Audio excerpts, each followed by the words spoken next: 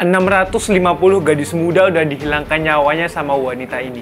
Dia adalah pembunuh berantai paling sadis dalam sejarah. Dia pakai darah korban biar dia tetap awet muda dan sehat. Tapi gimana sih awalnya? Apa yang bikin dia itu sampai sekejam ini? Dan akhirnya dia dihukum nggak? Tonton sampai akhir karena ini adalah kisah The Blood Countess atau Ratu Dracula Elizabeth Bathory. Dan aku juga ada pengumuman buat teman-teman, aku udah nyiapin email khusus buat kalian yang mau kirim cerita pengalaman horor. Jadi teman-teman bisa ketik di email diceritain Chester. Kalian bisa tulis dengan detail, rapi, biar nanti siap buat diceritain sama Chester.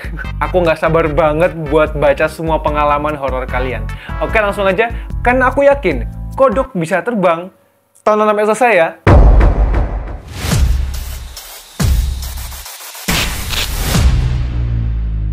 Elizabeth Bathory lahir sekitar tahun 1560 di Hungaria. Dia lahir di keluarga bangsawan paling berkuasa yang kaya raya. Jadi dia hidup itu mewah banget, teman-teman. Dia nggak pernah kekurangan apapun, minta apapun selalu dikasih. Ayahnya adalah baron, sedangkan ibunya itu masih sepupu jauh dari ayahnya. Jadi mereka itu emang nikah satu darah buat menjaga kemurnian keturunan mereka. Tapi keputusan itu, teman-teman, yang nikah sesama darah yang ngebawa kutukan buat keluarga itu. Elizabeth dari kecil ini punya penyakit aneh, teman-teman. Dia suka tiba-tiba kejang-kejang sendiri, habis itu pingsan. Dokter di zaman itu percaya kalau penyakit semacam itu bisa disembuhin pakai darah manusia. Karena di zaman itu kan dokter masih percaya kalau darah manusia itu punya kekuatan ajaib yang bisa nyembuhin segala penyakit dan menjaga kesehatan. Kadang darahnya itu, teman-teman, diolesin di bibir pasien atau enggak diminum sama tengkorak manusia.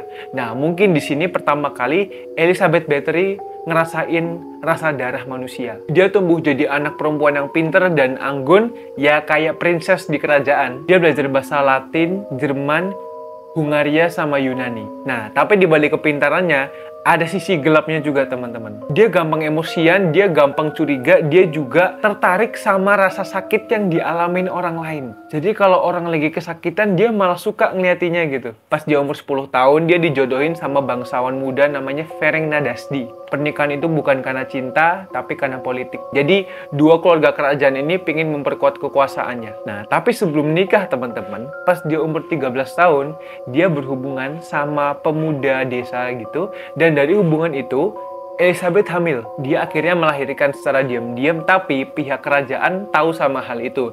Nah, gara-gara itu, anaknya diambil secara paksa dan disembunyiin, dan Elizabeth dipaksa pura-pura lupa. Nah, sejak saat itu, Elizabeth patah hati banget, dia jadi mati rasa. Pas umur 15 tahun, akhirnya si Elizabeth nikah sama Ferenc Nadasdy.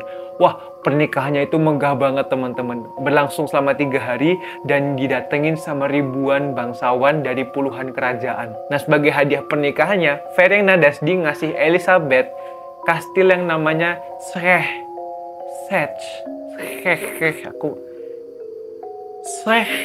bacanya gimana ini?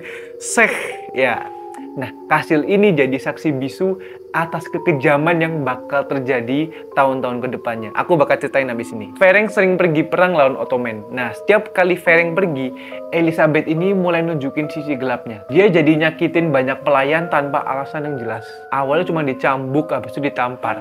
Nah, lama-lama mulai lebih sadis lagi, teman-teman. Jadi, pelayannya itu pernah jarinya tusuk jarum sampai tembus. Pelayannya pernah disiramin air dingin sampai badannya beku. Habis itu ada juga yang badannya itu dilumurin madu biar dimakan sama serangga pelan-pelan hidup-hidup. Dia juga ngebakar kulit pelayannya pakai besi panas sampai melepuh parah gitu. Dia juga gigit badan pelayannya sampai badannya koyak. Seiring waktu, Elizabeth udah kehilangan empatinya. Dia jadi merasa kalau ini kenikmatan buat dia. Dan satu hal, teman-teman, satu hal yang paling dia percaya adalah darah gadis muda itu bisa bikin dia sehat dan awet muda. Dia mulai mandi, berendam pakai darah korbannya itu biar dia tetap kulitnya halus, awet muda. Nah, dari situ lahir julukan The Blood Countess. Pas Ferenc masih hidup, suaminya, dia itu sering ngebantuin istrinya, membantuin Elizabeth buat nyakitin pelayan-pelayannya. Nah, tapi pas Ferenc meninggal, nggak ada lagi nih yang ngontrol Elizabeth. Jadi, tindakannya dia itu makin parah, teman-teman. Nah, sekarang, korbannya bukan cuma pelayan desa, teman-teman, tapi juga anak-anak bangsawan. Jadi, gadis-gadis muda yang dikirim ke kerajaan Elizabeth buat belajar etika, nggak pernah kembali.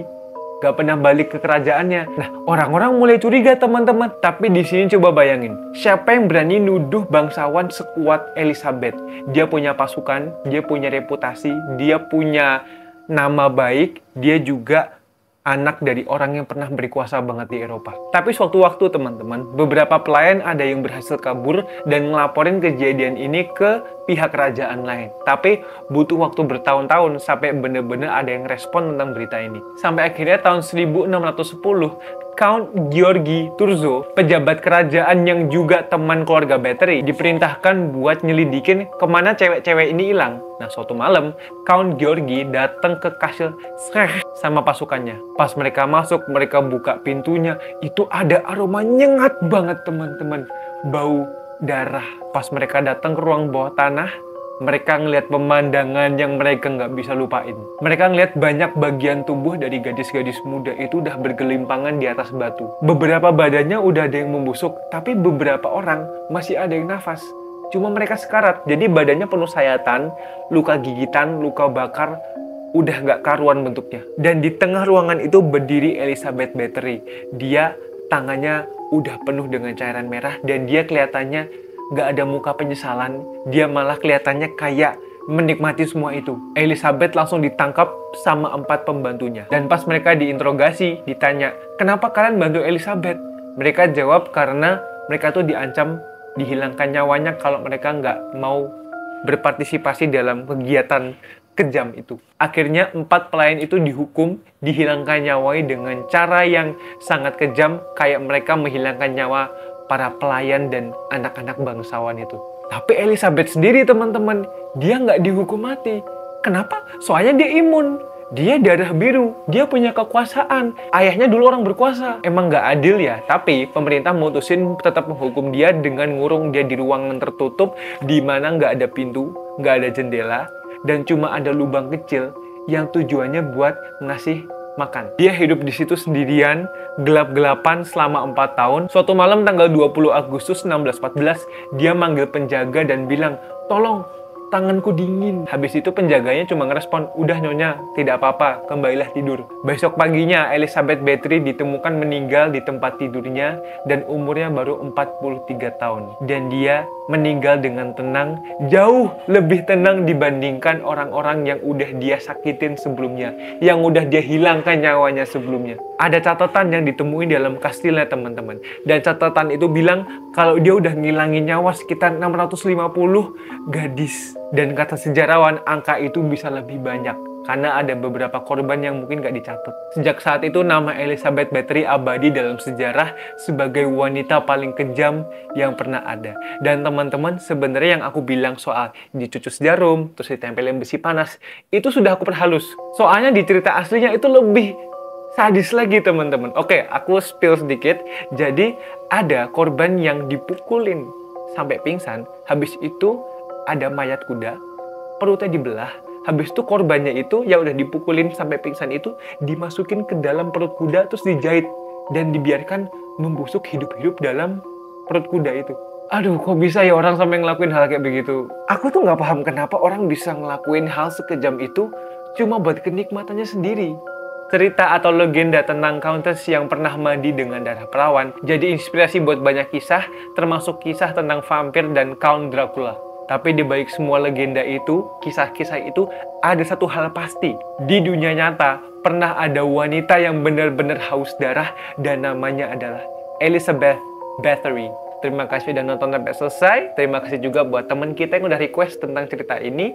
Like, share, dan komentar. Kan aku pengen ceritain apa lagi. Ingat buat kirim cerita pengalaman horor kalian ke email di ceritain.chester@gmail.com. Aku nggak sabar buat baca semua cerita teman-teman. Follow Instagramku @chestermahendra biar teman-teman jadi orang pertama yang tahu update dari aku. Pencet tombol merah dan notifikasinya biar kita bisa ketemu lagi di next video. That's it. Bye-bye.